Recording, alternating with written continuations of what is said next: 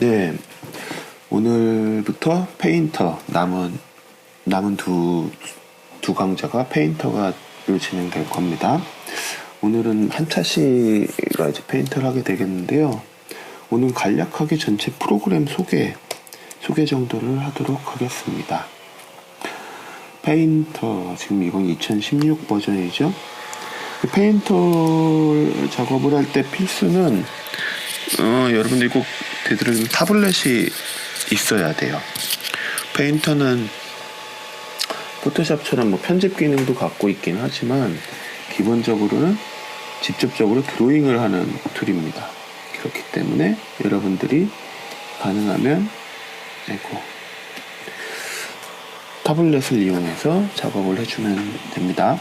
그 작업을 하기 앞서 여러분들이 타블렛 쓰는 습관을 이 프로그램에 기록하기 위해서 이 풀다운 메뉴의 에디트, 편집 부분, 에디트의 프리퍼런스, 설정이죠. 여러가지 설정을 할 수 있는데 그 중에 브러쉬 트래킹 해보십시오. 이 스케치패드에 여러분들이 그냥 드로잉을 하듯이 라인을 좀 그어보는 겁니다. 그럼 오른쪽에 압력과 아웃풋, 펜 프리셔에 대한 설정이 나오죠. 내가 평소에 약하게 작업한다면 펜 압력이 거기에 맞춰질 거고, 강하게 작업하는 스타일이면 거기에 맞춰지겠죠. 그렇죠? 그래서 여러 번 작업을 해보세요. 그리고 확인됐으면 OK를 누르고. 자, 구조는 포토샵이랑 상당히 비슷하죠. 왼쪽에 브러쉬 툴, 드롭퍼, 컬러 피커겠죠. 페인트 버킷, 그리고 지우개 이렇게 있고, 이 밑에는 선택 영역 있겠죠. 포토샵의 아이콘이랑 상당히 비슷하죠. 그리고 간단한 타이포그래피나 마스크, 벡터 덩어리를 그릴 수 있는 포토샵이랑 상당히 비슷한 형태를 취하고 있습니다. 그리고 이거는 패턴이나 이미지 노즐, 이건 이미지 페인트 노즐이 되겠네요. 뿌려주는 것. 그리고 이건 패턴, 페인터, 직물 창이 될 거고, 이건 브러쉬의 모양 형태를 고를 수 있는 창이 있습니다. 그리고 오른쪽에 보면 가장 많이 쓸 것 같은 컬러 창이 있죠. 요거는 원형이 뭘까요? 이게 색상이 되겠죠. 색상과 채도와 명도가 다 여기서 이루어질 수가 있겠죠. 어떻게 보면 상당히 이상적인 형태입니다. 그 외에 믹서 창도 있고, 그래서 컬러를 직접 섞으면서 색을 가져오는 창이 있고, 컬러셋 라이브러리, 이렇게 포토샵이랑 비슷하죠. 라이브러리에서 가져올 수가 있습니다. 여러 가지 또 컬러 라이브러리 보는 방식이라든지 라이브러리의 종류가 또 있네요. 딴 데서 가져올 수도 있고 빼낼 수도 있고, 그렇죠? 그리고 보통은 이 컬러 창을 많이 쓰겠죠. 그리고 요거는 레이어 창. 지금 아무것도 없으니까 레이어가 아무것도 없는 상태가 되겠죠. 이것도 비슷해요. Preserve Transparency, 투명 영역을 록 시키는 것. 이건 좀 특이한 경우인데 Pick up underlying colors. 그러니까 밑에 있는 색이 올라오는 겁니다. 나중에 드로잉을 해보면 여러분들이 직접 드로잉을 하면서 느낄 수가 있을 거예요. 오퍼시티는 알고 있겠죠. 그리고 이거는 레이어 합성 모드겠죠. 합성 모드. 이거는 선택에 대한 얘기일 겁니다. 나중에 천천히 차근차근 해보기로 하고, 아이콘이 약간 다르긴 하지만 포토샵의 그것이랑 그렇게 많은 차이는 없습니다. 지금 브러쉬 툴 선택하면 여기 있는 옵션 창들이 달라지는 것들도 확인할 수가 있겠죠. 스포이드 툴, 페인트 버킷 툴 하면 또 여기 달라지고, 자, 한번 파일을 하나 만들어 볼게요. 파일, new. 그래서 파일 하나 만듭니다.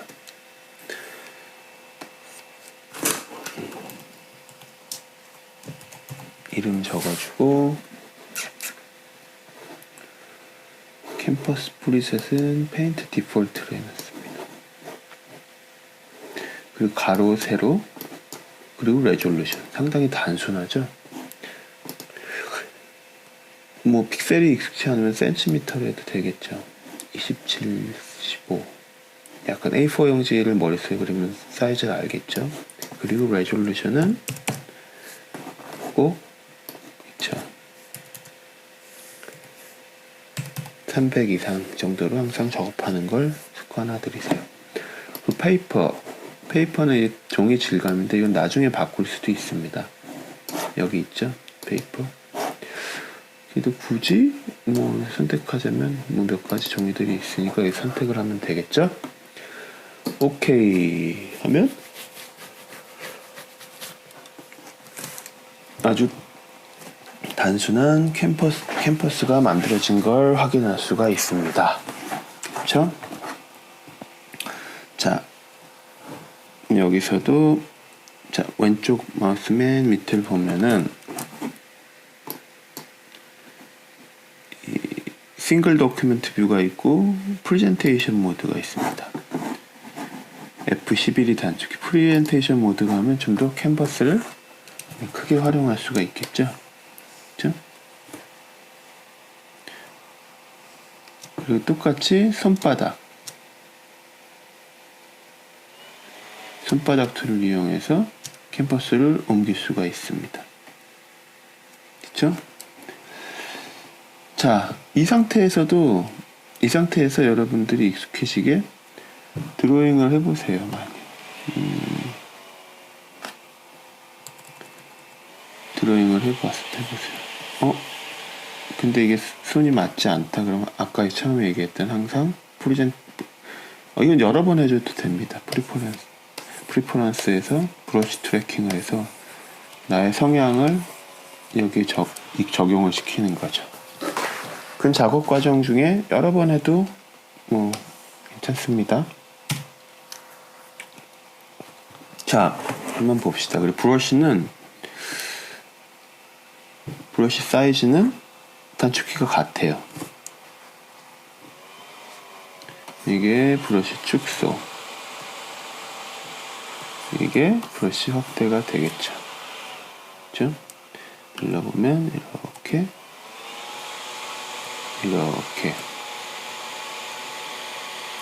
자, 지금 커서 모양을 보면은 이거 캘리그래피 브러쉬인데 그럼 기울기도 얘가 적용이 됩니다. 커서가 돌아가는 게 보이죠? 그리고 압력이 분명히 감지되는지를 확인해 보세요.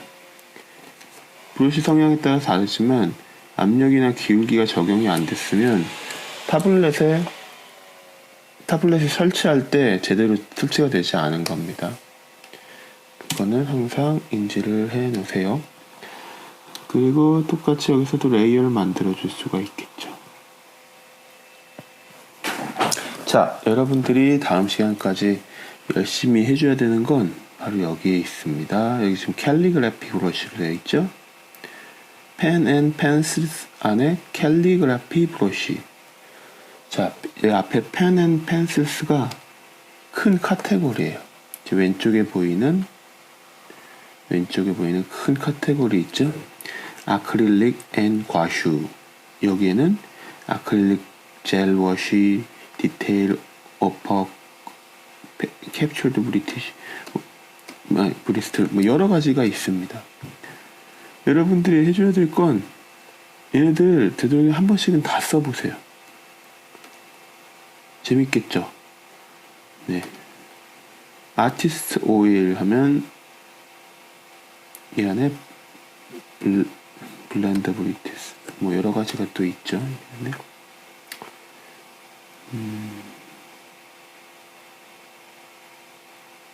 그리고 오디오 익스프레션은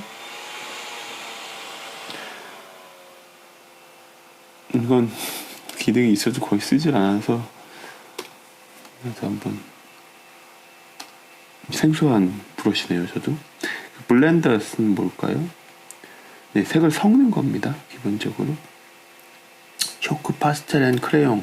자, 여러분들은 여기서 많이 여기 있는 것들을 많이 썼으면 좋겠어요. 특히 오일 파스텔이나 뭐 청키 오일 파스텔, 이게 기본 드로잉 할 때 제일 많이 쓰이는데, 그 이유는 이 램을 적게 먹어요. 그러니까 오류가 날 일이 별로 없어요. 보통 크게 브러쉬 사이즈를 크게 하고 걷을 때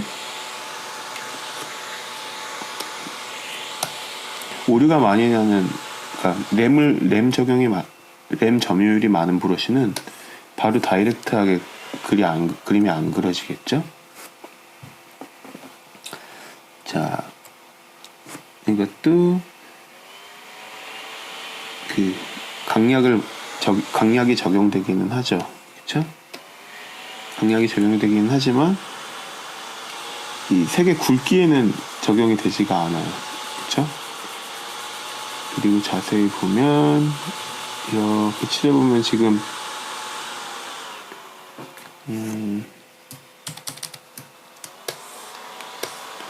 이 오톨도톨한 모양 있죠?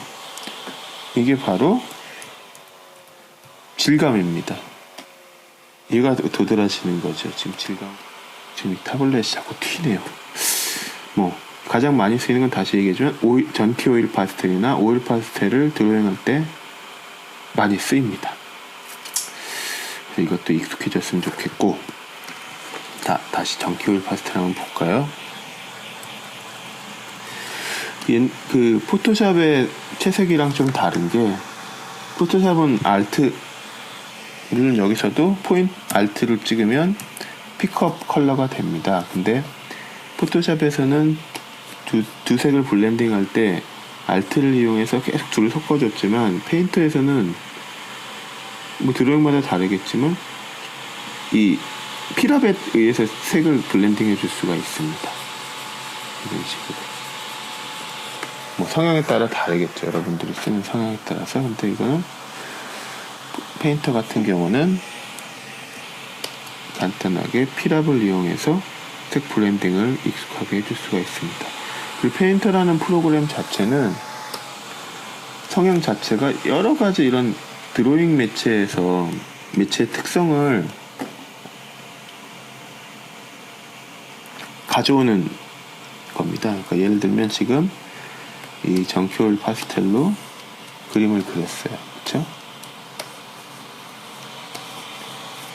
여기다 그림을 그린 다음에는 예를 들면 디지털 워터 컬러 색을 칠해요. 수채화로. 여러분들 파스텔로 그림을 그리고 수채화로 색을 칠하면 어떻게 되죠?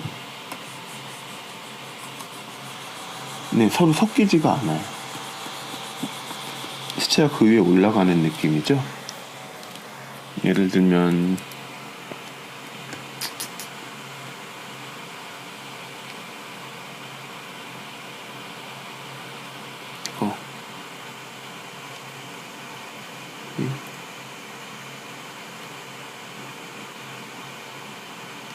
펜 앤 펜슬스의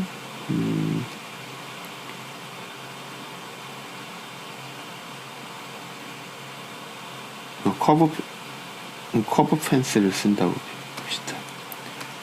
커브 펜슬을 써서 크게도 그렸네요. 그렇죠?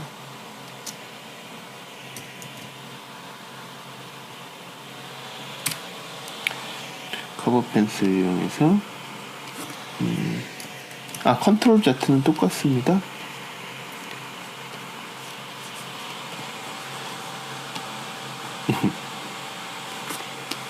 지금 이것도 지금 브러쉬에 피랍이 적용되어 있죠.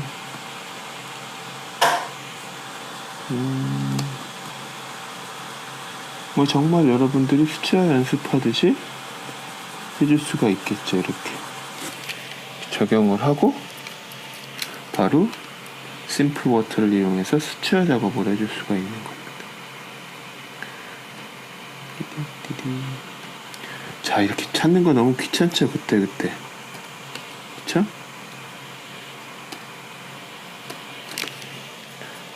그래서 사실 자주 쓰는 걸 이렇게 모아놓을 수가 있습니다. 이건 조금 이따가 다시 얘기하기로 하고, 예를 들면 이걸 가지고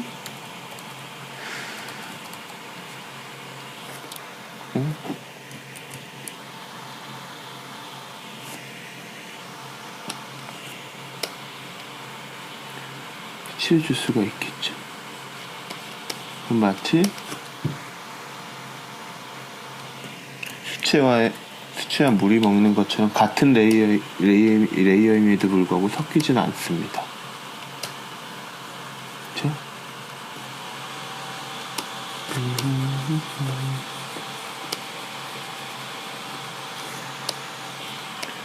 심플 워터는 이 자체 색깔을 내기 때문에 수채화가 섞이는 것 같은 효과를 잘 내줄 수가 있어요.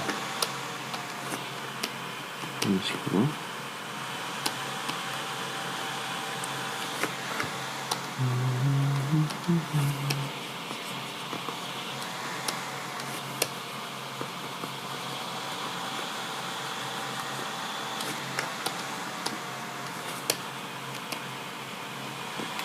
색 발색이 좋기 때문에 이렇게 섞어줄 수가 있습니다.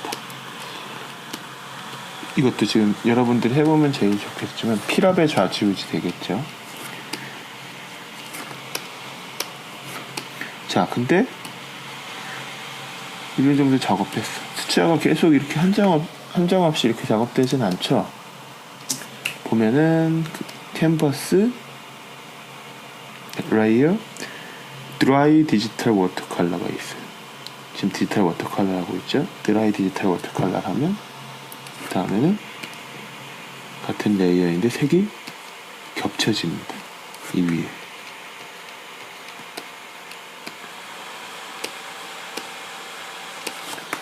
그렇죠? 그러면은 만들어 볼까요?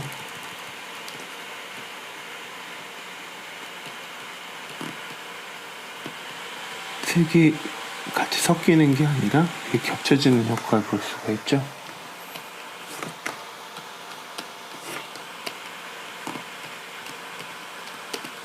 이런 식으로 또 드라이 할 수가 있겠죠. 레이어, 지금 드라이 디지털 워터컬러 툴을 하고 있죠. 여러 가지가 있어요. 또 wet entire watercolor layer, dry watercolor layer, dry digital watercolor layer.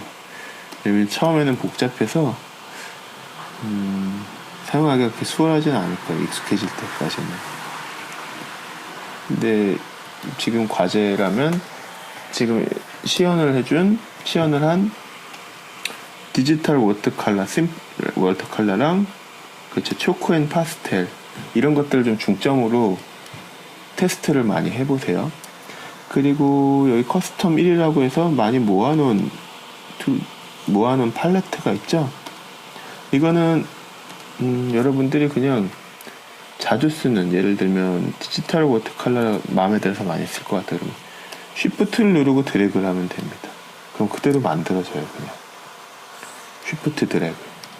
또 초크 앤 파스텔 이쪽에서 정키 오일 파스텔 많이 쓰는 것 같다 그러면 쉬프트하고 드래그. 네. 시간이 없어서 이렇게 더 길게 하지는 못하겠는데 다음 차실 때 좀 더 자세히 알아보기로 하고, 일단 여러분들은 여기 있는 브러쉬들을 되도록이면 전부, 가능하면 하나씩은 전부 한 번씩은 이용을 해보세요. 그리고 다음 차실 때 페인터에 대해서 좀 더 자세하게 들어가겠습니다. 네, 수고했습니다.